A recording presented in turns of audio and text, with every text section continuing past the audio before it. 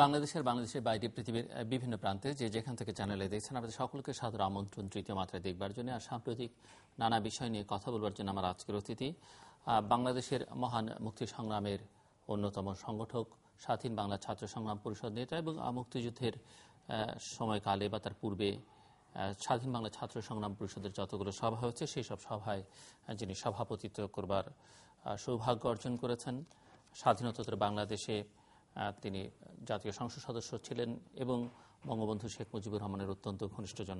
দীর্ঘকাল বাংলাদেশের আওয়ামী লীগের রাজনীতির সঙ্গে তিনি যুক্ত, বাংলাদেশ ছাত্রলীগের এক সময়কার সভাপতি এবং সবচেয়ে বড় পরিচয় তার এখন যেটি যে তিনি বাংলাদেশে এই মুহূর্তে একজন রাজনৈতিক পর্যবেক্ষক এবং বিশ্লেষক হিসেবে অত্যন্ত সরব এবং শক্তিমান অনলবর্ষী বক্তা হিসেবে তার সুখ্যাতির কথা সবাই জানেন এবং বিভিন্ন টেলিভিশনে সে পরিচয় এখনও অব্যাহত রয়েছে। মিস্টার নুরে আলম সিদ্দিকী, আপনারা অনেকেই বুঝতে পারছেন যে তিনি আজকে আমার অতিথি।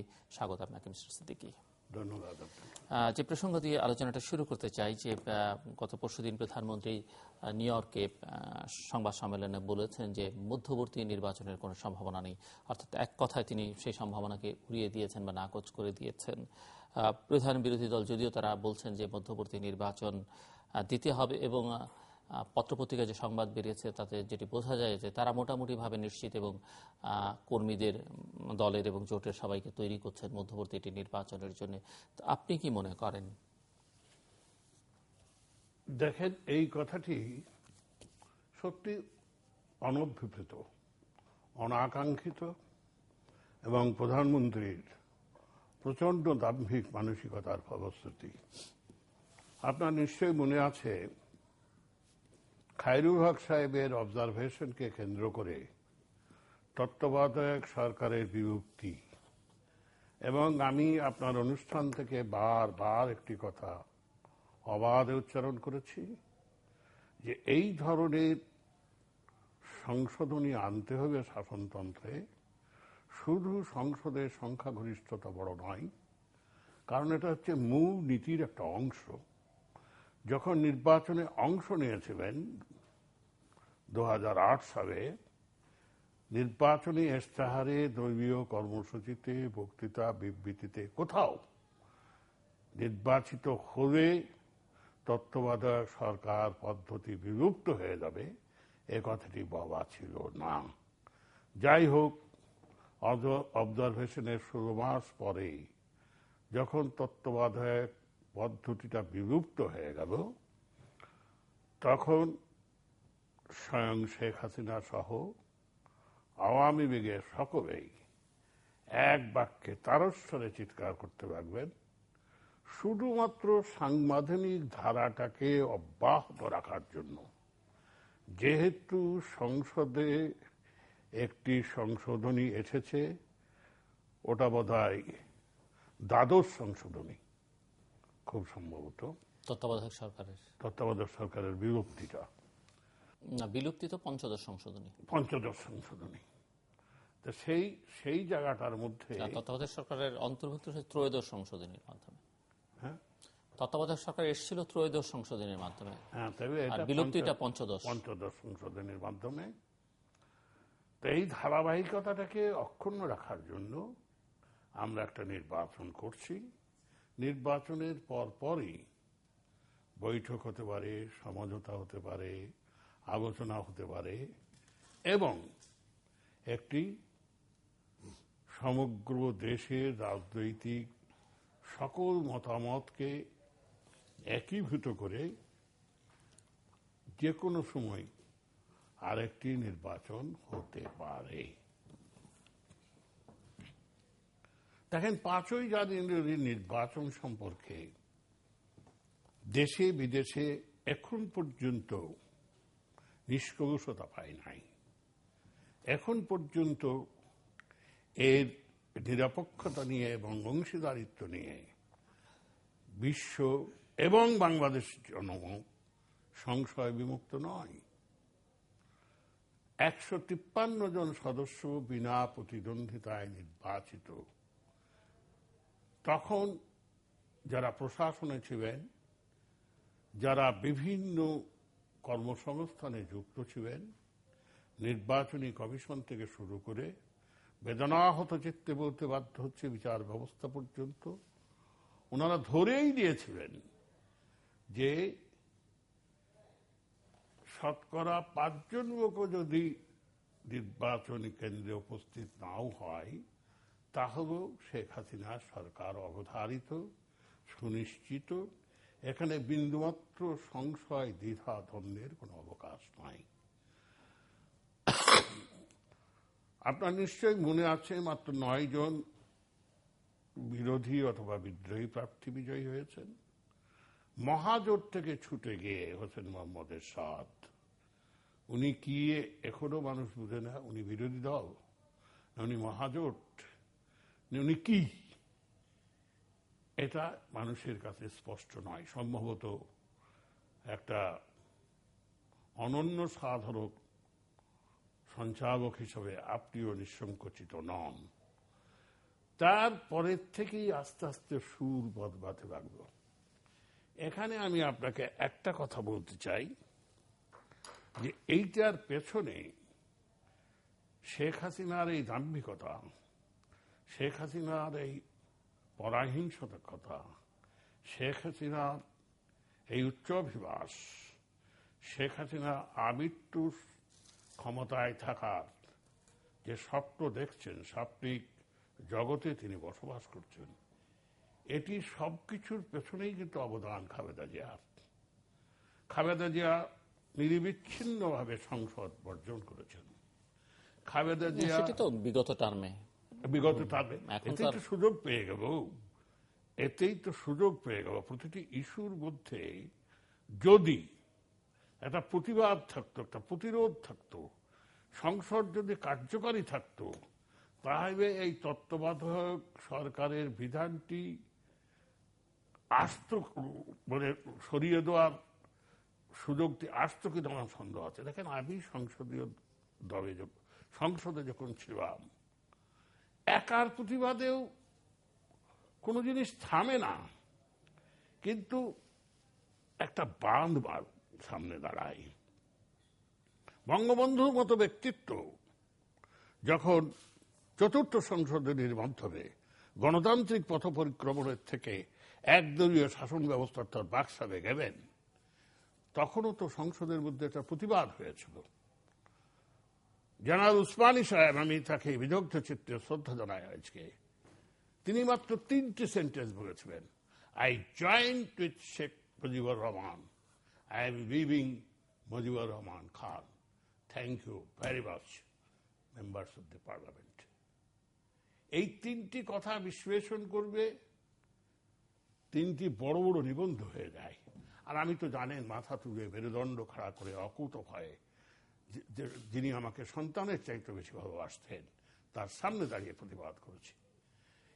কিন্তু শেখ হাসিনা যখন প্রায় 2.5 ঘন্টার মতো বক্তৃতা দিয়ে 2 ঘন্টা 55 মিনিট 55 মিনিট বঙ্গবন্ধু কতখানি গণতান্ত্রিক ছিলেন, বাকশাল করেছিলেন রাশিয়া এবং পরমস্কাইটদের ভ্রান্ত বামও বলবো না, তাদের প্ররোচনায়।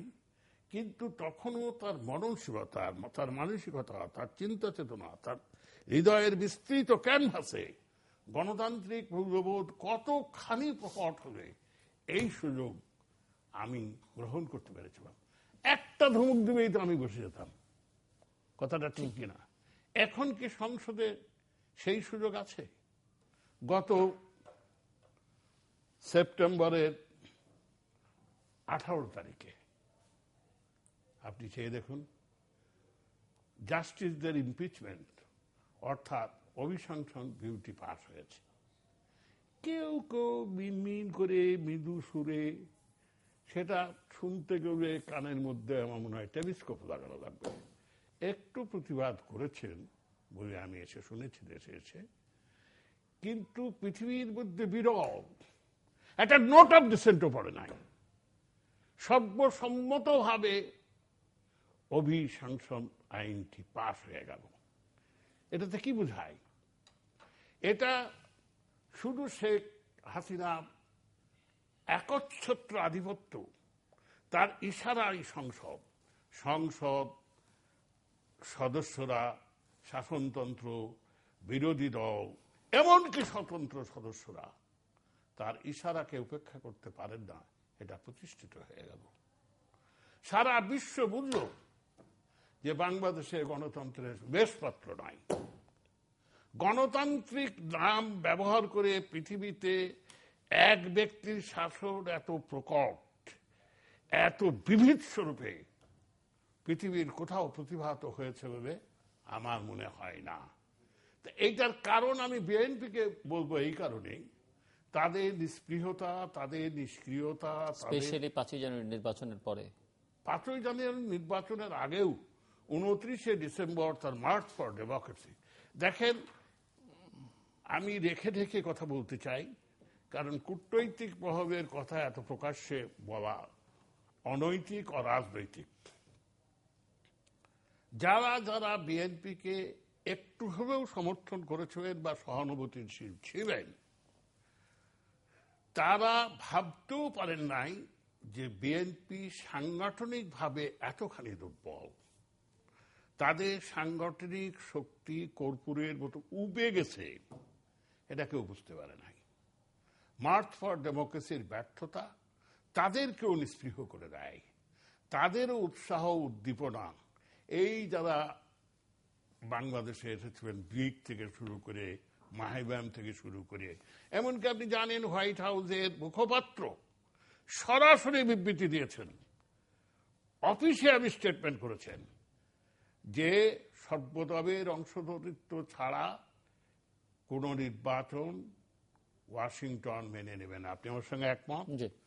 এটা তো কোনো গোপন কথা নয়, এটা কোনো আতাতের কথা নয়, এটা কাউকে সমর্থন দেওয়ার কথা নয়, এটা কোনো সামরিক অভ্যুত্থানের কথা নয়, এটা কোনো সামরিক সহযোগিতায় একটা কিছু ঘটিয়ে দেওয়ার ব্যাপার নয়।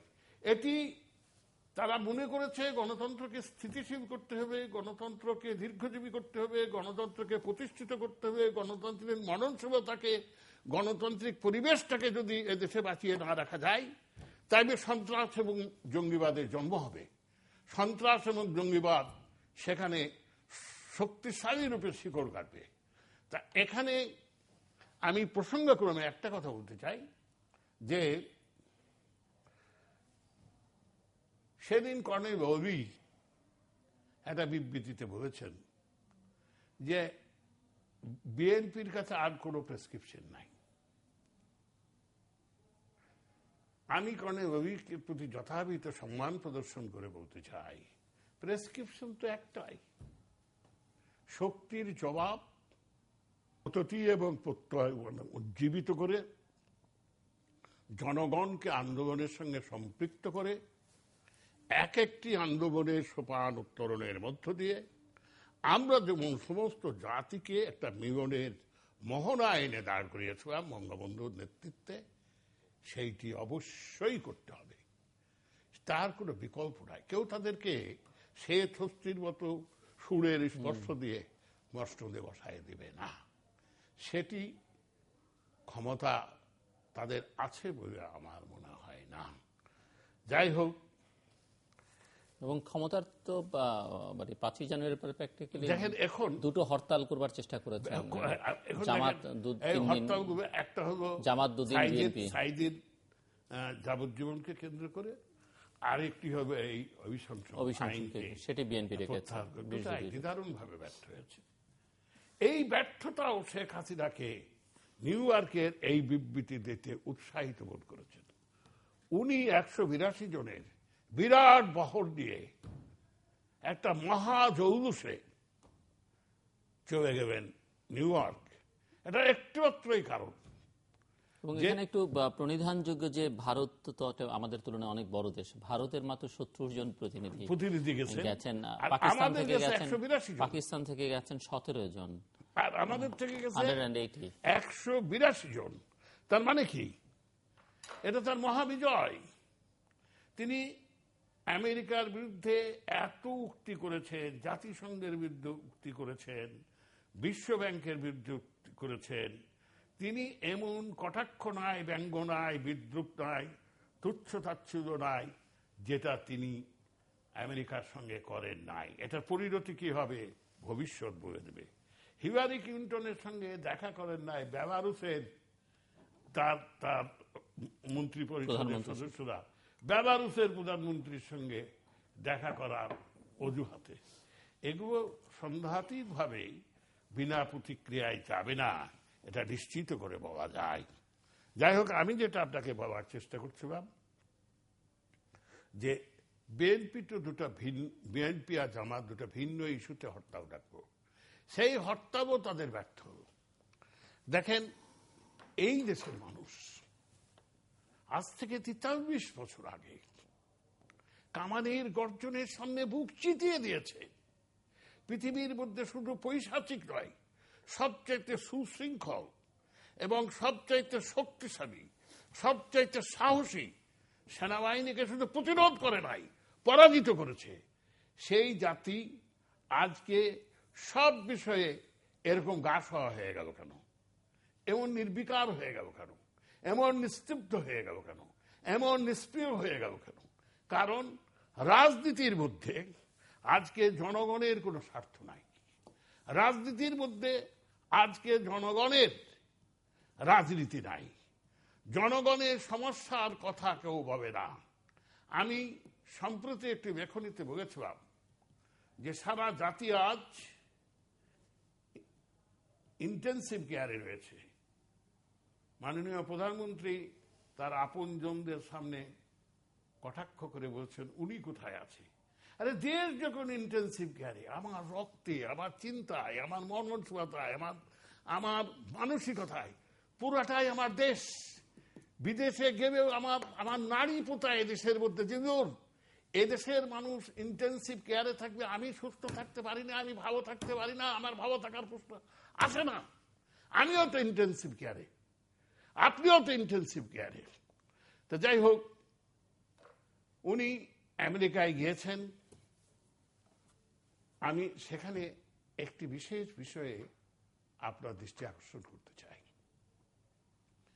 সেটা 17 তারিখের মোদির সঙ্গে বৈঠক হবে, সেখানে বোঝা গেছে।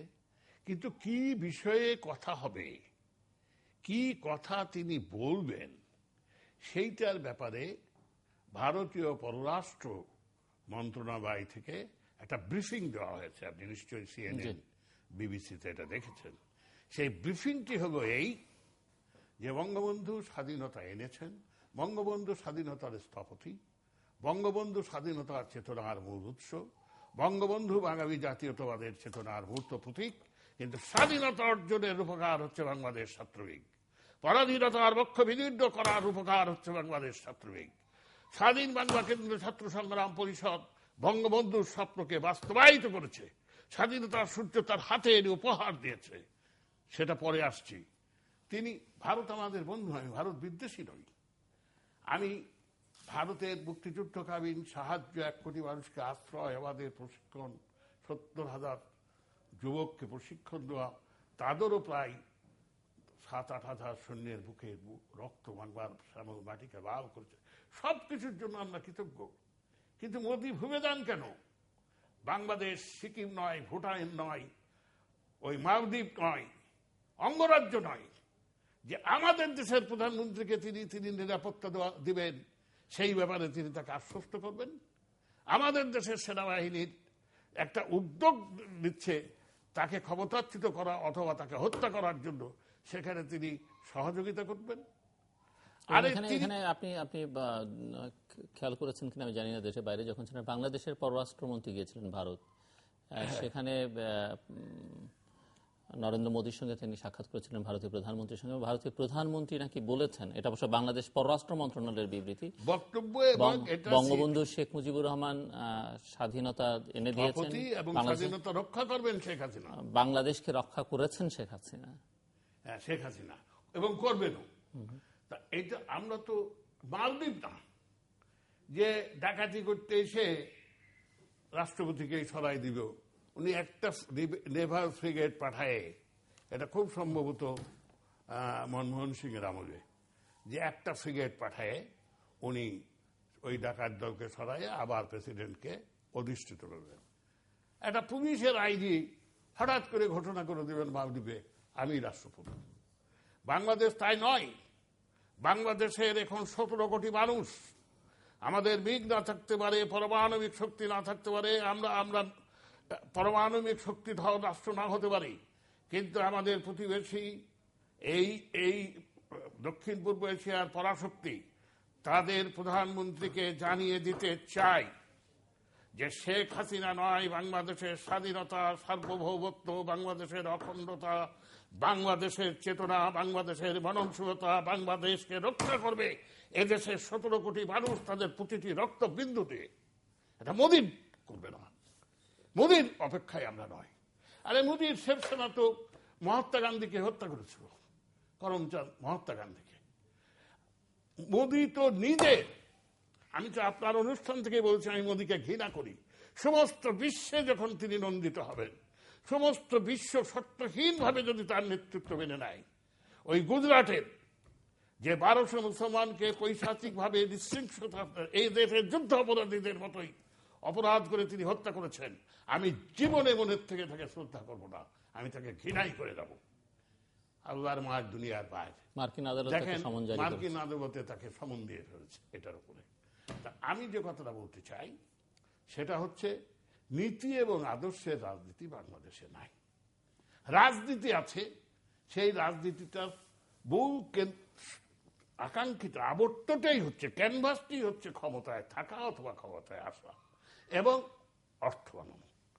অনেকেই প্রায় বলেন যে ব্যবসায়ীদের কাছে রাজনীতি চলে গেছে। এটা আজকে রাজনীতি সবচাইতে ঝুঁকি বিবর্জিত লাভজনক ব্যবসা। কোন রকমের রাজনৈতিক সাহচর্য এবং সংস্পর্শে এসে ক্ষমতা দখল করতে পারবে তার 14 পুরুষ আর্থিকভাবে সুনিশ্চিত। যেগুলোর যখন বাকশাল হয়েছিল তখন সংসদে দাঁড়িয়ে আমি একটা যুক্তি দিয়েছিলাম যে অ্যারিস্টটল থেকে শুরু করে প্লাটো থেকে শুরু করে হবস, লবস, রুসো থেকে শুরু করে হ্যারোল্ড জে লাস্কি পর্যন্ত সকলেই গণতন্ত্রের পক্ষে বিপক্ষে বলতে গিয়ে বলেছেন dictatorship is the best form of government provided dictator is benevolent. আমি বলেছিলাম বঙ্গবন্ধুর বেনভোলেন্সি সম্বন্ধে আমার বিন্দুমাত্র কোনো সংকোচ নাই, কোনো আশঙ্কা নাই, কোনো সন্দেহ নাই, কোনো সংশয় নাই। কিন্তু কে এই সার্টিফিকেট দিয়েছে যে বঙ্গবন্ধু মৃত্যুঞ্জয়ী? আজকে যে ক্ষমতা বঙ্গবন্ধুর হাতে এককভাবে দেওয়া হচ্ছে, খোদা নাখাস্তা বঙ্গবন্ধু যদি মারা যান তাহলে তার উত্তরাধিকারের হাতে এই ক্ষমতা কেন্দ্রীভূত হবে। আমি উদাহরণ দিয়ে বলেছিলাম পাকিস্তান অর্জনের পরে যদি জিন্না সাহেব প্রধানমন্ত্রী হয়ে লিয়াকত আলী খানকে, মাউন্টব্যাটেনকে নয় বাদই দেবেন, লিয়াকত আলী খানকেও যদি তিনি গভর্নর জেনারেল বানাতেন তাহলেও সেখানে সংসদীয় গণতন্ত্র একটা যাত্রা শুরু করতে পারত। সেখানে প্রশাসনিক ব্যুরোক্রেসি এবং আর্মি ব্যুরোক্রেসি এতখানি ষড়যন্ত্র করার জন্য সুযোগ পেত না। নাজিমউদ্দিন সাহেব তাদের পক্ষের লোক। এই প্রশাসনিক ব্যুরোক্রেসি, ব্যুরোক্রেট এবং আর্মি ব্যুরোক্রেটরা এতখানি শক্তিশালী ছিল যে সংসদে ওনার সংখ্যাগরিষ্ঠতা আছে কিনা সেইটা দেখার সুযোগ না দিয়ে আমেরিকার থেকে অ্যাম্বাসেডার চৌধুরী মাহমুদ আলীকে নিয়ে প্রধানমন্ত্রী ঘোষণা করে দিল। যখন নির্বাচন অতি সন্নিকটে তখন 58 সালে ইস্কেন্দার মির্জাকে সরিয়ে আইয়ুব খান সামরিক শাসন জারি করল। তা বাংলাদেশে গণতন্ত্রকে যদি বিকশিত হতে না দেওয়া যায়, বাংলাদেশে গণতন্ত্র যদি প্রতিষ্ঠিত হতে না পারে, বাংলাদেশে যদি গণতন্ত্র তার স্থায়িত্ব না পায়, নানা অজুহাতে এই অভিশংসন আইন অথবা যেটা হওয়ার পথে হবে কিনা জানি না, আমি আশা করি এটা আতুর ঘরেই মৃত্যুবরণ করুক, এই যে সম্প্রচার নীতিমালা এগুলো দিয়ে অথবা ধর্মের নামে নানা রকমের আতঙ্ক তৈরি করে, ধর্মের নামে নানা রকমের বিভ্রান্তি তৈরি করে, ধর্মের নামে নানা রকমের সংশয় তৈরি করে আজকে ধর্মভিত্তিক রাজনীতি যারা বন্ধ করার কথা বলছেন তারা জ্ঞান পাপী অথবা মূর্খ। পৃথিবীর অন্যতম বৃহত্তম গণতান্ত্রিক, পৃথিবীর সর্ববৃহৎ গণতান্ত্রিক দেশ হচ্ছে ভারত। ভারতেও ধর্মভিত্তিক রাজনৈতিক দল আছে। এই মোদি তো ভারতকে ভারতবর্ষ বলেন না, হিন্দুস্তান বলেন। শিবসেনা আছে, হিন্দু মহাসভা আছে, বিজেপি নিজেই তো একটি ধর্মভিত্তিক দল। তা এরা কোন মুখে এই কথাটা বলেন? এইটা বলবে লাভটা হবে কি, আস্তে আস্তে আস্তে আস্তে রাইতের খাটাস ভাগ হয়ে যায়। এরা যখন আন্ডারগ্রাউন্ডে চলে যাবে, এরা যদি সত্যিকার বাধ্য হয়ে আন্ডারগ্রাউন্ডে চলে যায়, তখন যে বিভৎসতা দেখা যাবে। ওই যে জাসদকে যখন আন্ডারগ্রাউন্ডের থেকে উঠায় এনে রাজনীতি করা গেল, তখন বোঝা গেল একটা দুটো তিনটা সিটে তারা সংসদ সদস্য, বাকি জামানতি রাখতে পারে না। হ্যাঁ, গণবাহিনী, সিরাজ শিকদার, এরা সারা বাংলাদেশের মধ্যে ত্রাস ছিল। যদি টের পেত উনি সিরাজ শিকদারকে গ্রেপ্তার করার মতো কোনো প্রশাসনিক শক্তি আমাদের ছিল না। এমনকি রক্ষী বাহিনীও তাকে গ্রেপ্তার করতে ভয় করত। আন্দাজে ধরে ফেলছে, দেখে এটা সিরাজ শিকদার। যাই হোক, তবে কৌতুক করে একটা নিবন্ধ লিখেছিলাম আজকে পিকিং এবং মস্কো। দেখেন, জিয়াউর রহমান সাহেবের আমলে ক্ষমতাটা ভোগ করলেন স্বাধীনতা বিরোধী মুসলিম লীগ এবং পিকিং। এরশাদ সাহেবের আমলে ক্ষমতা ভোগ করবেন ওই একই শক্তি। আর এখন আওয়ামী লীগের সময়ে এটা একটা অভূতপূর্ব সমাহার, মস্কো, পিকিং, গণবাহিনী। তাই আমি দুঃখ করে বলেছিলাম যে আমি আশ্চর্যান্বিত হব না, আমি বিস্ময়ভূত হব না, কর্নেল তাহের আর সিরাজ শিকদার বেঁচে থাকলেও বোধহয় শেখ হাসিনার মন্ত্রিসভার সভাবর্তন করতেন। যাই হোক, আমি একটা কথা এখানে বলতে চাই যে ভারতের সঙ্গে আমাদের বন্ধুত্ব অনিবার্য। ভারতের বোঝা উচিত আমরা সার্কের দ্বিতীয় বৃহত্তম দেশ। ভারতের বোঝা উচিত আমরা সিকিম, ভুটান নই। আমাদের তিস্তা ব্যারেজ, আমাদের ফারাক্কার পানি বন্টন, আমাদের অমীমাংসিত সীমানা, এইটাই আলোচনার কেন্দ্রবিন্দু হওয়া উচিত। আপনি নিশ্চয়ই ভারতীয় পত্রিকা পড়েন। আপনি লক্ষ্য করেছেন সুষমা স্বরাজ এসে ফেরত যাওয়ার পর তারা অনেকখানি পিছিয়ে যাচ্ছেন। তাদের মনে হয়েছিল মোদী সরকার এসে বোধহয় এই সমস্ত সমস্যার সমাধানগুলো তিনি করবেন। তিনি বক্তৃতা বিবৃতিও করেছেন, আমি প্রতিবেশীদের সঙ্গে সুসম্পর্ক গড়ে তুলব। সেই সুসম্পর্ক বোধহয় তিনি পাকিস্তানের সঙ্গে গড়ার কথা চিন্তা করছেন। বাংলাদেশটাকে এতই উপেক্ষিত মনে করতেছেন যে বাংলাদেশ প্রায় তাদের আশ্রিত দেশ হয়ে গেছে, প্রায় তাদের অঙ্গরাজ্য হয়ে গেছে। আপনাকে আমি বহুবার এই সবার থেকে বলেছি, প্রিয়রঞ্জন দাসপন্থী যখন যুবলীগের মহাসম্মেলনে এই ধরনের একটা বলেছ যে বৎস আমাদের আশীর্বাদের হস্ত তোমাদের মস্তকে আছে, তখন বঙ্গবন্ধু আমাকে বললেন, দাঁড়াও, মহাসচিবের দাঁড়ানোর কোনো জায়গা নাই। আমি যত না করি ততবার উনি, কারণ উনি তো আর প্রিয়রঞ্জন দাসপন্থীর বক্তৃতা কাউন্টার করতে পারেন না, জবাব দিতে পারেন না। তা আমি দাঁড়িয়ে বললাম যে আমাদের 1 কোটি লোককে আপনারা আশ্রয় দিয়েছেন, আপনারা আমাদের প্রশিক্ষণ দিয়েছেন, আপনারা আমাদের হাতে অস্ত্র তুলে দিয়েছেন, আপনাদের সৈন্যদের বুকে তত্ত্ব তাজা রক্ত বাংলার দোয়াশ মাটি ভিজে গেছে। আমাদের বিগ নাই, আমাদের কোন রকমের পারমাণবিক শক্তি নাই, কিন্তু আমাদের ঈমান আছে, আমাদের আকীদা আছে, আমাদের আল্লাহর উপরে নির্ভরতা আছে, আমরা মুনাফিক নই। ভারত যদি কারো দ্বারা আক্রান্ত হয়, 7.5 কোটি মানুষের প্রতিটি বিন্দু রক্ত দিয়ে হলেও আমরা সে ঋণ শোধ করে দেব ইনশাআল্লাহ। কিন্তু সাবধান, বাংলাদেশকে ভুটান, পিকিং, নেপাল এদের সঙ্গে যদি আপনারা তুলনা করেন, আবার বাংলাদেশ গণসমুদ্রের ফেনী চূড়ায় বিশ্ববিহাসের মতো জমে উঠবে, আবার বাংলাদেশ আগ্নেয়গিরির গলিত লাভার মতো প্রজ্বলিত হবে। ওই যে দেখেন বঙ্গোপসাগর এখানে বসে আছেন, সে কারো অধীনতা স্বীকার করবে না। বঙ্গবন্ধু তো প্রমাণ করে দিয়েছেন তিনি তো ওআইসি সম্মেলনে সমস্ত নিষেধাজ্ঞা অপেক্ষা করে তিনি গিয়েছেন।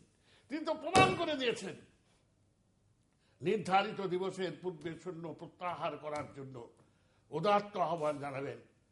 গণতন্ত্রের প্রচন্ড দূরদর্শী নেত্রী এই রাশিয়ার দ্বারা ভিক্টিমাইজ হয়ে গেল, কিন্তু নাসের, সুকবানকর্ণ, বেনবেলভা, বেনকেদ্দা, আবেন্দে, এনক্রুমা, হ্যাঁ, এমনকি আমাদের বঙ্গবন্ধু। কিন্তু ওই মহিলাকে ঠিক মতো ব্যবহার করে যখন বুঝছে যে আর ওদের সেই নখের সেই তেজ নাই।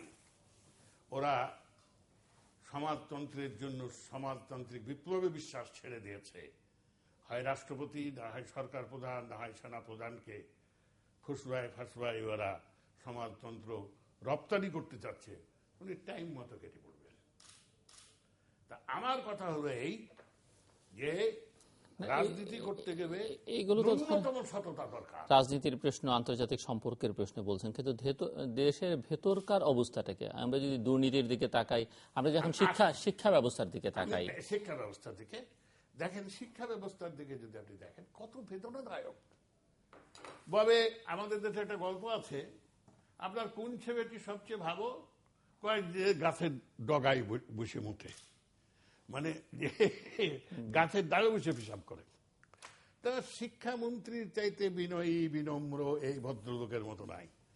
উনি পাশের হার বানাবেন, উনি এই কখন শতকরা 100% ছাত্র পাশ করবে সেই ধান্দায় থাকবেন। কিন্তু প্রশ্নোত্তর যে বের হয়ে গেল, প্রশ্নপত্র যে ফাঁস হয়ে গেল, সেটার ব্যাপারে উনি কোনো অ্যাকশন নিতে পারবেন না। আপনি বেদনাহত হবেন, আপনি বিস্ময়াভিভূত হবেন, আপনার রক্তক্ষরণ হবেন। যে ঢাকা বিশ্ববিদ্যালয়ে ইংরেজি পরীক্ষায় এই জিপি 5 পাওয়া, গোল্ডেন 5 পাওয়া ছেলেরা পরীক্ষা দিয়েছিল, মাত্র 2 জন ছাত্র কোন রকমে পাস হয়েছে। এইটিকে মেধাবী কাছের প্রয়াস, এইটাকে বাংলাদেশ ইয়েস। এবং এটি ঢাকা বিশ্ববিদ্যালয়ের ইতিহাসে কখন মানে হয়েছে কিনা আমার কোনোদিন হয়েছে কিনা আমার জানা নাই। এটা কোনোদিন শুনেছেন যে পরীক্ষককে, এক্সামিনারকে নির্দেশ দেওয়া হয় বেশি বেশি নাম্বার দিবেন কারণ আমরা পাশের হার রেকর্ড করতে চাই? আরে ভাই, পাশের হার রেকর্ড করতে দেশকে মেধাশূন্য করে দিবে, দেশের মেধাবী ছাত্রদেরকে বিকলাঙ্গ করে দিবে।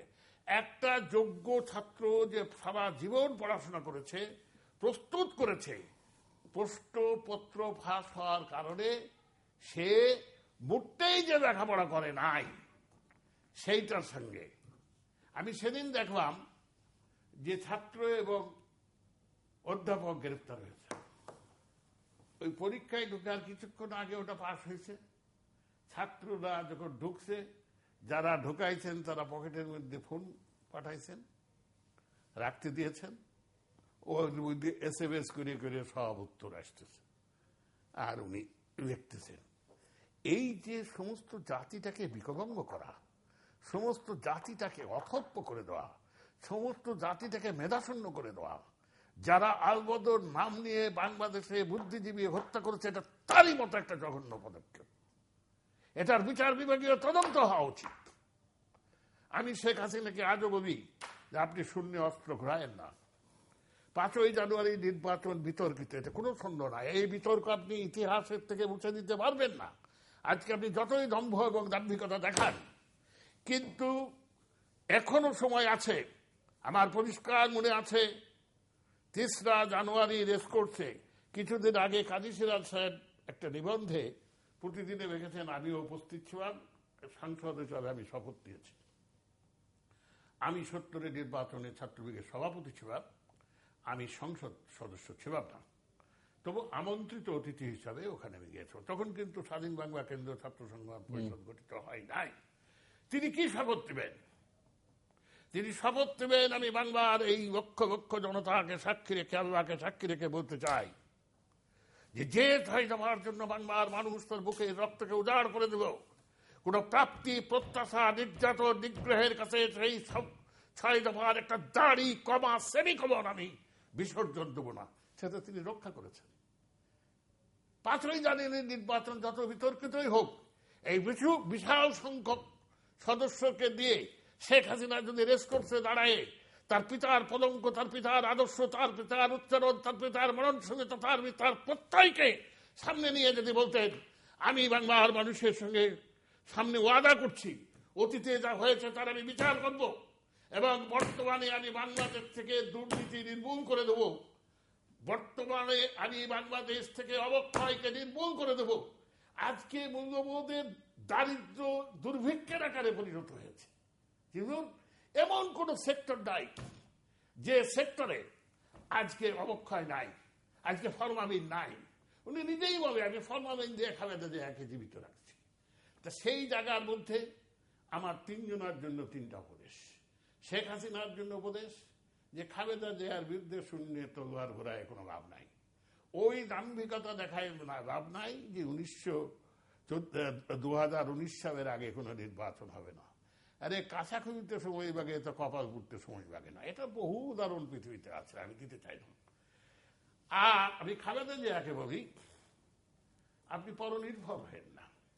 আরে আপনি তো আশা করেছিলেন সুষমা স্বরাজ যখন আসলেন, আপনি হৃদয়ের যে দন্যতা দেখিয়েছেন, 2 বছরের পরিপূর্ণ প্রধানমন্ত্রী, আরো 3 মাসের জন্য 2 টার্মের 3 মাসের এবং 5 বছর আপনি ফার্স্ট লেডি। আপনি যে ওখানে যে ওইটার দাম কি এখন বোধহয় ইন্টারকন্টিনেন্টাল হচ্ছে, তখন ওটার দাম রূপসী বাংলায় উনি ধর্ণা দিবেন কার কাছে? সুষমা স্বরাজের কাছে। কেন? যেহেতু কংগ্রেস তার সম্পূর্ণ সমর্থন দিয়ে, আপনি শুনে আশ্চর্যজনিত হবেন, ভারতের একজন প্রাক্তন সেনাপতি এই অধ্যত্ব দেখিয়েছেন, এই স্পর্ধা দেখিয়েছেন, দরকার হলে আমরা বাংলাদেশ আক্রমণ করব, চ্যালেঞ্জ করলাম। আমরা পাকিস্তানের পৈশাচিক শক্তিকে মোকাবেলা করার শক্তি, বাংলাদেশ আক্রমণ করবে সমস্ত বিশ্ব, আগুন জ্বলবে ইনশাল্লাহ, কেউ এটা ঠেকাতে পারবে না। কতখানি সহজ নয় বাংলাদেশকে আক্রমণ করে বাংলাদেশকে ভুটান বানানো, সিকিম বানানো, এত সহজ নয়। যাই হোক, আমি ভারতের কাছ থেকে তিস্তা ব্যারেজের সমাধান চাই, আমি ভারতের কাছ থেকে অনুগ্রহ অনুকম্প চাই না, আমাদের ফারাক্কা নদীর হিস্সা চাই, পানির হিস্সা চাই, আমরা সীমানা চাই। ফেলানি হত্যা বিচার আবার শুরু হয়েছে, সেই বিচারে দৃষ্টান্তমূলক সাজা দেওয়া হোক, সেটা চাই। তাই শেখ হাসিনা, আপনি এই সব প্রশ্নে ভারতের প্রধানমন্ত্রীর সঙ্গে বা সার্ক দেশের সবার সঙ্গে আপনি দরকার হবে, আপনি দুটো জায়গায় তোমরা জিতে এলাম, বর্মার সঙ্গেও জিতে এলাম, ভারতের সঙ্গেও জিতে এলাম, সমুদ্র সীমায় আমাদের অসুবিধাটা কোথায়? ফারাক্কা আমাদের নৈতিক অধিকার, এটা আন্তর্জাতিক বিধিমালায় রয়েছে যে উৎসারিত নদীটি যেখান থেকেই উৎপত্তি হোক না কেন, তার প্লাবিত পানি সমস্ত দেশের, প্রতিবেশী দেশের ন্যায্য পাওনা। এটা কারো দয়া নয়, কারো দাক্ষিণ্য নয়, কারো করুণা নয়। সেটির ব্যাপারে শেখ হাসিনাকে এখন সচেতন হতে হবে। আমি এরশাদ সাহেবের কাছে একটা কথা বলতে চাই, উনি অত্যন্ত বিনয়ী লোক, কবি মানুষ, অন্তরটি উনার নরম বলেই আমার মনে হয়। আপনি আপনার মতো ঘনিষ্ঠতা আমার সাথে নাই, তবে কিছুদিন আমি তার সঙ্গে উঠা বসা করে দেখেছি। ভাই, আপনি নিজেও নিজেকে মাফ করেন আর জাতিটাকেও মাফ করেন। চোখের পাপড়ি পড়তে সময় লাগে, আপনার কথা বদলাইতে সময় না। আপনি 9টি বছরেই নির্বাহী সভাপতি, আপনার আর কি দরকার আছে? আপনি জেবের ভয় করেন? আরে জেলখানায় বসে কবিতা লেখেন গা, ওই নৌকায় বসে হাসান দাদা কবিতা লিখত, সে পারে আসতো না, সাকি সুরার বয়স আর নাই। আপনি বসে বসে জেলখানায় কবিতা লিখবেন, নামাজ পড়বেন। আর আরেকটি কথা, বাজারে কানা ঘোষা চলছে, সেটারও জবাব আমি এখান থেকে দিতে চাই। সেটি হচ্ছে, ডক্টর কামাল হোসেন একটা উদ্যোগ নিয়েছেন। ডক্টর কামাল হোসেন প্রতিভা প্রদীপ্ত, সেটি ভেঙেও গেছে বোধহয় উদ্যোগটি, না ভেঙে গেছে কোর্টেরটা, সেটাও আমি আসবো, কোর্টেরটা ভেঙে গেছে। সেখানে না, রাজনৈতিক উদ্যোগ যেটি নিয়েছেন সেটিও আমি যত শুনেছি যে যারা একত্রিত হয়েছিলেন তারা অনেকে এখন আর নেই। হ্যাঁ, তা উনি প্রতিভা প্রদীপ্ত। রাজনীতিতে দুটা জিনিস অনিবার্য লাগে, একটা জ্ঞান লাগে, জ্ঞানের সাথে ব্র্যাকেটের দূরদর্শিতা, আর একটা লাগে সাহস।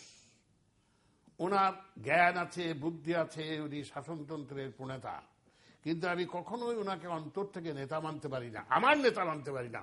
এই কারণে যে নেতার অনুসরণে আমি বড় হয়েছি, যে নেতার আদর্শের আমি উত্তরাধিকারিত্ব করেছি, যে নেতা আমাকে রাজনীতির পাঠ দিয়েছেন, সুবোধ ঋষিবাবকের মতো যার পদপ্রান্ত থেকে আমি রাজনীতির শিক্ষা গ্রহণ করেছি, আমার 7.5 বছর 8 বছর স্বাধীনতা পূর্বকালের কারারুদ্ধ জীবনের মধ্যে 17টি মাস তার একান্ত সান্নিধ্য লাভ করেছি। তার ছিল সাহস, তিনি ছিলেন অকৌত ভয়। কোন নির্যাতন, নিগ্রহ, স্বার্থ তাকে তার চেতনার থেকে, তার বিশ্বাস থেকে, তার মনোজগৎ থেকে সরাতে পারে নাই বলেই তো আমরা এত সত্যহীন সমর্থন তাকে দিয়েছিলাম। পারে নাই বলেই তো অন্যতম নেতার থেকে তাকে বাংলার মানুষের হৃদয়ের মুকুটহীন সম্রাট আমরা বানাতে পেরেছিলাম। যদি থাকতো, এই যে আমি প্রতিবাদ করলাম এই কারণে যে উনি জয় পাকিস্তান, এই কিছুদিন আগে কাজী সিরাজ দেখছেন যে ওই 3রা জানুয়ারির শপথ গ্রহণ অনুষ্ঠানে আমিও ছিলাম, আমাকেও সংসদ সদস্য বানাই দিয়ে। আরে জয় পাকিস্তান 7ই মার্চে বলেছেন কিনা, সেটা 7ই মার্চে বের করেন বাংলাদেশ টিভির থেকে মাইক। আমাদের 4 জনের কন্ট্রোলে ছিল, হয়তো তোবাই সাহেবও থাকতে পারে, কিন্তু স্বাধীন বাংলা ছাত্র সংগ্রাম পরিষদের হাতে মাইক ছিল, কথা হচ্ছিল বাসার মধ্যে। সিরাজুল খান যিনি মনে করতেন অস্ত্রই একমাত্র ক্ষমতার উৎস, যিনি বিপ্লব সশস্ত্র বিপ্লব বলতেন, তিনি বলবেন যে আর কোনো কথা নাই, জনগণ প্রজাতান্ত্রিক স্বাধীন সার্বভৌম বাংলাদেশের আমি ঘোষণা প্রদান করছি আমার সংখ্যাগরিষ্ঠতার জন্য। আর একদল তাকে বলছিলেন যে সংখ্যাগরিষ্ঠতা যখন পেয়েছি তখন কিছুদিন পাকিস্তানের শাসনভার আমরা পরিচালনা করে আমাদের যে টাকা শোষণ করে যৌবকালের মতো বুকের রক্তকে শূন্য করে যারা নিয়ে গেছে, যে পাপিষ্ঠরা বাংলাদেশকে কীটনাশে বানাতে, কলোনি বানাতে চেয়েছিল, তাদের আমরা একটা শিক্ষা দিয়ে দেবো। এটাও একটা মত ছিল। এর প্রধান প্রবক্তা ছিলেন তোফাজ্জল হোসেন মানিক মিয়া, সিরাজউদ্দিন হোসেন তখনও জীবিত। ওখান থেকে উৎসারিত একটা চিন্তা চেতনা এখানে ছিল। এই চেতনার সঙ্গে মোটামুটি সম্পৃক্ত ছিলেন শাহ মোয়াজ্জেম হোসেন, কে এম ওবায়দুর রহমান, মিজানুর রহমান চৌধুরী। এটা আর আমরা পরবর্তীকালে ওই বৈজ্ঞানিক সমাজতন্ত্র আর নজিববাদ যে বিভেদটা হলো, আমরা বিশ্বাস করতাম 6 দফার একটা দাড়ি কমা সেমিকরণে আমরা কোনো আপোষ করবো না। আপনার নিশ্চয়ই মনে আছে 7ই মার্চ উনি 4টা প্রস্তাব, ওই দিন তিনি জয় পাকিস্তান বলেছেন। এটি হচ্ছে মানে স্বাধীনতার বিরুদ্ধে তিনি স্ট্যান্ড দিয়েছেন। এইটাকে আমরা প্রতিবাদ করেছি, এইটাকে আমি করেছি, রব করেছে, সকলেই করেছে। কারণ ওই দিন জয় পাকিস্তান বলার মতো কোনো সিকোয়েন্সই ছিল না। কিন্তু আগে কোনোদিন উনি বলেন নাই। মিস্টার এ কে খন্দকারের বইয়ের প্রেক্ষিতে বলছেন? বইয়ের প্রেক্ষিতে বলছি। আগে কোনোদিন বলেন নাই, জীবনে কখনো কোনোদিন বলেন নাই এ দাবি তো করা যাবে না। কারণ উনি কারাগারে একদিন বুকে জড়াই ধরে নিয়ে বলবো, আলম রে, তোদের জন্য পাকিস্তান ভাঙা যত সহজ, আমার জন্য অতখানি সহজ নয়। কিন্তু কি করব, ওরা তো কোনোভাবেই আমাদের প্রতি ইনসাফ করবে না। ওরা তো কোনো দিনই বাংলাদেশের মানুষের সাহিত্য, সংস্কৃতি, মননশীলতা, চেতনা এগুলোকে স্বীকার করবে না। তা শেষ পর্যন্ত দেশ বিভক্ত হয়ে যাবে, স্বাধীন হয়ে যাবে। কিন্তু আমার জন্য কষ্টকর, কারণ পাকিস্তান আন্দোলনের সঙ্গে আমি সম্পৃক্ত ছিলাম। আমি জীবনের একটা বিরাট যৌবনের একটা বিরাট অংশ আন্ডারগ্রাউন্ডে ছিলাম। এই আন্ডারগ্রাউন্ডের কথাতে আমি আর একটা কথা আমার মনে পড়ে গেল, আপনি কিছু মনে করেন না। বিএনপির নেতারা সব ইঁদুরের গর্তের মধ্যে ঢুকতেছে, জেল দেখলে তাদের হাঁটু কাঁপে। আরে ভাই, আমাদের যৌবনটাই তো জমে কেটে গেছে। আমরা কি সেদিন জানতাম বাংলাদেশ স্বাধীন হবে? আমরা কি সেদিন জানতাম বাংলাদেশের এই অবস্থা হবে? আমরা কি জানতাম বাংলাদেশের 2 মহিলা 22টি বছর ক্ষমতায় অধিষ্ঠিত থাকবে? আমরা কি জানতাম এই অভিশপ্ত এই অনিশ্চিত একটি পরিবেশের মধ্যে আমাদের চলতে হবে? যেগুলোর আপনিও আমাকে বলেন, ফোনে বলেন, আমার সুরিদ, আমার শুভাকাঙ্ক্ষী, যারা আমার ভালোবাসেন, যারা আমার হিতৈষী, তারা আমাকে প্রায় ভাবে যে নুরুল সিদ্দিকী, তুমি তো সক্রিয় রাজনীতি করো না, তুমি তো কোনো দলের সঙ্গে সম্পৃক্ত নয়। আজকে 20 দল ক্ষমতায় আসবে, একজন আর এক দল সেও একটা মন্ত্রী হওয়ার সম্ভাবনা আছে। আমার তো কোনো প্রাপ্তি প্রত্যাশা নয়, আমার কোনো ভয় ভীতিও নয়। তুমি এত জোরে কথা বলো কেন? তোমার যদি কিছু হয়ে যায়, আমি কি হরণের মালিক আল্লাহ। যেগুলোর তুই বিশ্বাস করো, আমি যখন একান্তে থাকি, আমি যখন নিঃসঙ্গ অবস্থায় থাকি, আমার চারপাশে যখন কেউ থাকে না, তখন আমার হৃদয়ের সিংহাসনে যে বিবেকের জাগ্রত দেবতা, তার সামনে বউ মাঝির মতো এসে কামড়ায়। আমাকে জিজ্ঞেস করে ওই মাটি যার কোল থেকে তার সন্তানকে রণাঙ্গনে চেয়ে নিয়েছিলাম, বঙ্গবন্ধুর নির্দেশে বলছিলাম, মাগো তোমার সন্তানের রক্ত ভিক্ষা দাও, তোমাকে স্বাধীনতার উপহার দেবো। যে বোনের কাছে ওই তথ্যের যন্ত্রণা ভিক্ষা চেয়ে নিয়েছিলাম, যে বোনের সতীত্বকে ভিক্ষা চেয়ে নিয়েছিলাম, সেই বোন দেশ আমাকে বলে আজকে আমরা কি পেলাম? এই যে 5 জন সচিবের চাকরি চলে গেল, মুক্তিযোদ্ধার সনদ বাতিল হয়েছে, চাকরি যায়নি, চাকরি যাবে। তার মধ্যে একজন তো প্রধানমন্ত্রীর সঙ্গে সফরে যাচ্ছেন। যাবে যাবে যাবে, এটা যেতেই হবে, এটা না গেলে উপায় নাই। এই 2 বছরের সিনিয়রিটি দেওয়া কেন? তাদেরকে অন্য জায়গায় দেওয়া দিত। আজ পর্যন্ত বাংলাদেশে একটা যুদ্ধ অপরাধীদের তালিকা হয়েছে, কিন্তু কতজন শহীদ হয়েছেন জিল্লুর আপনি তার তালিকা বলতে পারবেন? এই বিচারের প্রক্রিয়াটি নিয়ে সর্বশেষ আপনার প্রতিক্রিয়া কি? বিচারের প্রক্রিয়া নিয়ে বাজারে নানা রকমের গুঞ্জন। কেউ বলছেন এখানে বিদেশি চাপ আছে, কেউ বলছেন তবাই একটা আলোচনা হচ্ছে, কেউ বলছেন এই যে গতকালকেই বোধহয় আপনার এখান থেকে না কোথার থেকে শুনলাম, এই যে যাবজ্জীবন আমৃত্যু কারাদণ্ড, এইটা একটা হাস্যস্কর কথা। আমৃত্যু কারাদণ্ড মানেই হচ্ছে 1 ঘন্টার কারাদণ্ড হতে পারে। ক্ষুধা ডাকাতকে যদি সরকার উল্টায় যায়, উনারা বিরচিত ভাবে বেরিয়ে আসবে। রাষ্ট্রপতি যদি ক্ষমা করে দেন, রাষ্ট্রপতি যদি ক্ষমা করে দেন, অথবা যদি তাদের পক্ষের শক্তি ছলে ববে কবে কৌশলে ষড়যন্ত্রে যদি ক্ষমতায় আসেন, কথাটা আপনি বুঝেন।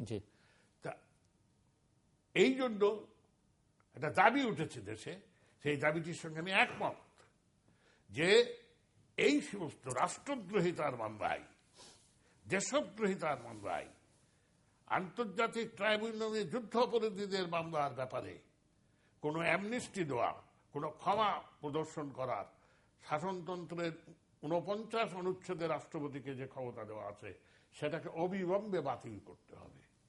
শেখ হাসিনার কাছে আবার আরেকটি দাবি, বঙ্গবন্ধুকে যেমন জাতির পিতা ঘোষণা করেছেন, তাকে দলের পিতা রাখতে পারবেন না, তাকে শুধু আপনার পরিবারের পিতা রাখতে পারবেন না। আইন প্রণয়ন করতে হবে। কোন নির্বাচনী প্রচারণায় বঙ্গবন্ধুর প্রতিকৃতি ব্যবহার করা যাবে না, এটা দণ্ডনীয় অপরাধ। আপনাকে বিশেষ আদালত গঠন করতে হবে। শেয়ার বাজার, হলমার্ক, ডেস্টিনি, যুবক, বেসিক ব্যাংকের যে অভূতপূর্ব দুর্নীতি, কোনো কিছু দিয়ে, আরে এরশাদ সাহেব এখন গাল থাপড়াচ্ছেন যে হাই হাই করলাম কি, 9 বছর প্রেসিডেন্ট থাকলাম, এখন মানুষের কাছে 2 লাখ 1 লাখ টাকা চাইতে হয়, আর এখন 1000 কোটির নিচে কথাই শুনি না। বিদেশে একটি পত্রিকায় উঠছে, খুব নাম করা পত্রিকায়, খুব সম্ভবত গার্ডিয়ানে, যে 2001 থেকে 2014 পর্যন্ত 50 লক্ষ কোটি টাকা বাংলাদেশ থেকে পাচার হয়ে গেছে। এগুলোর বিচার করবে কে? এগুলোর বিচার তো যিনি সরকারে থাকবেন তার করতে হবে। এই মূল্যবোধের অবক্ষয়ের বিচার করবে কে?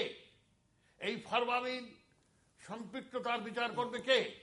এটা শেখ হাসিনাকে করতে হবে। আর খালেদা জিয়াকে ছেলের মানে জেলবাপ, নিজের কি যেন জেলবাপ বলে যে খালেদা জিয়ার যদি জেল হয়ে যায়, যদি জেলে যেতে হয়, তাহলে ইতিহাসের এটা কলঙ্কিত দিবস হবে। কেন বলার সাহস রাখেন না খালেদা জিয়া যদি জেলে যায় বাংলাদেশে কাল বৈশাখী ঝড়ের মতো আন্দোলন তৈরি হবে? শেষ করতে হবে আমাকে। সে ক্ষমতা তাদের নাই, সে সাংগঠনিক শক্তি তাদের নাই। এই যে আমাদের পার্শ্ববর্তী পরাশক্তি সমাজের রন্ধে রন্ধে রন্ধে রন্ধে এমন অনুপ্রবেশ ঘটিয়েছে। 2001 সালে নির্বাচনটা করেছিল আইএসআই এবং 2014 সাল এবং 8 সালে নির্বাচন করেছে বিরাট একটি প্রতিবেশী। যাই হোক, আমি আপনাকে একটা কথা বলি, এই অভিশংসন আইনের প্রশ্নে একটা যুক্তি দেখানো হয়েছে। সেই যুক্তিটা কি? বাংলাদেশের 72-এর সংবিধানে এটা ছিল।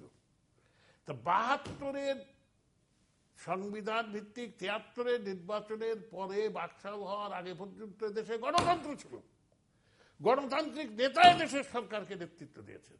সেই গণতন্ত্র যদি এদেশে থাকতো, তবে এই অভিশংসন আইন এইভাবে চোখের ইশারায় বিনা প্রতিবাদে পাশ হতো জীবন, সেটা নাই। বলা হয় ভারতে আছে, আরে ভারতে বিচার ব্যবস্থা, ভারতের ভারতে আছে, ভারতে থাকলেও এটি নিয়ে অনেক রকমের সমালোচনা আছে, অনেক রকম ভারতেও এটি নিয়ে অনেক সমালোচনা আছে ভারতের ভেতরে, এবং সংশোধনের অনেক কিছু প্রতিষ্ঠানিক রূপ নিয়ে নিয়েছে সেখানে। এই যে পাকিস্তান আজকে মানে আত্মঘাতী সংঘাতে বিপর্যস্ত, সেখানের বিচার ব্যবস্থার দিকে আপনি তাকিয়ে দেখেন। বাংলাদেশের বিচার ব্যবস্থা পাকিস্তান আমলে দেখেন, বিএ সিদ্দিকী টিক্কা খানকে শপথ দেয় নাই, আবু সাইদ চৌধুরীর মতো বিচারক ছিল, কর্নেলিয়াসের মতো বিচারক ছিল পাকিস্তানে। এই যে এই যে এই যে এই যে পারভেজ মোশাররফের সরে যেতে হবে, এটাও তো প্রধান বিচারপতির এই মননশীলতার জন্য, দৃঢ়তার জন্য। শেষ করতে যাই হোক, আমি শেষ করার আগে একটি কথা বলবো। এতক্ষণ যে কথাটা বলছিলাম তার উপসংহার হচ্ছে, আমি যে দেখেছি প্রতিবাদহীন সত্যের অপরাধে বিচারের বাণী নীরবে নিভৃতে কানে, আমি যে দেখুন তরুণ বালক উন্মাদ হয়ে ছোটে, কি যন্ত্রণায় মরিচে পাথরে নিষ্ফল মাথা কোটে, লুপ্ত করেছে আমার ভুবন দুঃস্বপনের তবে, তাই তো তোমায় সুধায় অস্ত্র যাবে, যাহারা তোমার বিষায়েছে বায়ু, নিভায়েছে তবু আলো, তুমি কি তাদের বাঁচিয়াছ, ক্ষমা করিয়াছ, তুমি কি বেসেছ ভাবো জিগুর। আপনি আমাকে একটা প্রশ্ন করতে পারেন নতুন প্রজন্মের পক্ষ থেকে, তাই কি আপনি আশার আলো দেখেন না? আমি নতুন প্রজন্মকে উদাত্ত আহ্বান জানাবো, যুদ্ধে যাবে তারা, যৌবন এখন যৌবন যার যুদ্ধে যাবে সে যুদ্ধে যাবে। আমি আশীর্বাদ করছি, এই জীবন সাহায্যে এসে দাঁড়িয়ে বিজয় তোমাদের হবেই। অন্ধকার যত ঘনঘর হোক, পূর্ব দিগন্তে সূর্য উঠবেই। নতুন এই বুড়া সোনাদের দিয়ে এখন যৌবন যার যুদ্ধে যাবার সময়, কবিতাটার লাইন হচ্ছে আপনারা তৈরি হন, নতুন প্রজন্ম আপনারা তৈরি হন। তবে এই সরকার টাইপের তৈরি হলে কিন্তু কাম হবে না, আরো আন্দোলন, আরো দেশ, আরো গণতান্ত্রিক চেতনা পিছিয়ে যাবে। ইমরান সরকারের মতো নয়, সত্যিকারের দেশপ্রেমে উজ্জীবিত হয়ে, সত্যিকারের জাতীয় চেতনায় নিজেকে একদম নিষ্কলুষ রেখে আপনারা প্রস্তুত হন। ইনশাআল্লাহ আপনাদের জয় সুনিশ্চিত। অনেক ধন্যবাদ মিস্টার নূর আলম সিদ্দিকী। দর্শক কথা বলছিলেন স্বাধীন বাংলা ছাত্র সংগ্রাম পরিষদ নেতা নূর আলম সিদ্দিকী। তিনি প্রধানমন্ত্রী অনানুষ্ঠানিক কিন্তু কার্যত বিরোধী দলীয় নেত্রী, এবং সংসদে আনুষ্ঠানিক বিরোধী দল এবং সরকারের অংশ যে দলটি, তার নেতার উদ্দেশ্যে তিনটে পরামর্শ রেখেছেন। প্রধানমন্ত্রীকে দাম্ভিকতা পরিহার করতে বলেছেন মিস্টার সিদ্দিকীর ভাষায় বেগম খালেদা জিয়াকে, যিনি বিএনপি নেত্রী, তাকে পরনির্ভরশীলতা পরিহার করতে বলেছেন, এবং মিস্টার সিদ্দিকী হুসেইন মোহাম্মদ এরশাদ, যিনি জাতীয় পার্টির চেয়ারম্যান, তাকে জেলের ভয়টা থেকে মুক্ত হবার জন্য পরামর্শ দিয়েছেন। অনেক কথা তিনি বলেছেন, তার অধিকাংশই হয়তো প্রণিধানযোগ্য, এবং যারা দেখছেন অনুষ্ঠানের দেশের সাধারণ মানুষ তাদের কাছে খুবই গুরুত্ব বহন করে। মূল কথা যেটি, মর্মার্থতার কথা যেটি, সেটি হচ্ছে যে এখন যে রাজনীতি, যে যা কিছু এখানে আলোচনা হলো, সবকিছুই রাজনীতি সম্পর্কিত। এই রাজনীতির মধ্যে, অর্থাৎ আজকে যে বাংলাদেশের রাজনীতি চলছে, এই রাজনীতির মধ্যে জনগণের কোনো স্বার্থ নেই, এবং রাজনীতি আর এখন জনগণের রাজনীতি নেই বাংলাদেশে। এবং তিনি মনে করেন যে বাংলাদেশে এখন সবচাইতে ঝুঁকি বিবর্জিত লাভজনক ব্যবসাটির নাম হচ্ছে রাজনীতি। কাজে এই ধরনের রাজনীতি আমরা চাই না। রাজনীতিতে পরিবর্তন এবং গুণগত ইতিবাচক একটি পরিবর্তন দরকার, এবং সেই পরিবর্তনের কাজটা করতে হবে বাংলাদেশের সাধারণ মানুষকে, বাংলাদেশের জনগণকে, এবং যে তরুণ প্রজন্ম যারা দেশের জনসংখ্যার জনগোষ্ঠীর 70% অধিক। দর্শক, আমাদের সঙ্গে থাকবার জন্য অসংখ্য ধন্যবাদ। আপনাদের সবার জন্য শুভকামনা।